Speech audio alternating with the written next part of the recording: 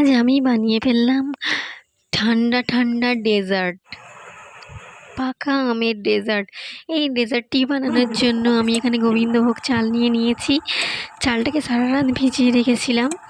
তো সকালে আমি চালটা জল ঝরিয়ে চালটাকে আমি মিক্সার গ্রাইন্ডারে দিয়ে পেস্ট করে নিয়েছিলাম। তারপরে এখানে পাকা আমগুলোকে ভালো করে কেটে আমি টুকরো টুকরো করে নিয়েছিলাম। আঁটি থেকে রসগুলো বের করে নিয়েছিলাম। করে নিয়ে আমি মিক্সচারে দিলাম, দিয়ে সেটাকে ভালো করে পেস্ট করে নিলাম। পেস্ট করে নিয়ে আরেকটি পাত্রে রেখে দিলাম। তারপরে কড়াইতে উনানে বসিয়ে আমি কড়াইতে দুধ দিলাম। দুধ দিয়ে তার মধ্যে আমি চিনি দিয়ে দিলাম পরিমাণ মতো। তারপরে তেজপাতা দিলাম, গরম মশলা দিলাম, দিয়ে তারপরে চালের পেস্টটাকে দিয়ে দিলাম। দিয়ে একটু নাড়াচাড়া করলাম, করে পাকা আমের ডেজার্টটাকে দিয়ে দিলাম। দিয়ে একটু নাড়াচাড়া করলাম, একটু ফুটতে দিলাম।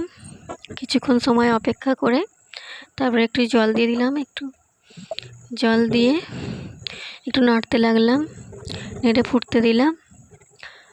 ফুটে গেলে তারপরে আমি ওপর থেকে নুন দিয়ে দিলাম। নুন দিয়ে গরম মশলার গুঁড়ো দিয়ে দিলাম।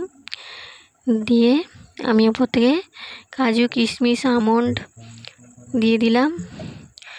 দিয়ে ভালো করে একটু নাড়াচাড়া করে গ্যাসের ওভেন অফ করে দিলাম। অফ করে দিয়ে আমি গ্যাস থেকে কড়াইটিকে নামিয়ে নিলাম।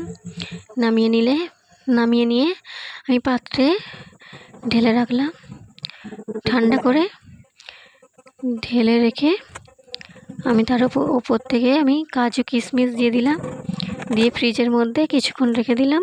ঠান্ডা করে আমি পরিবেশন করলাম।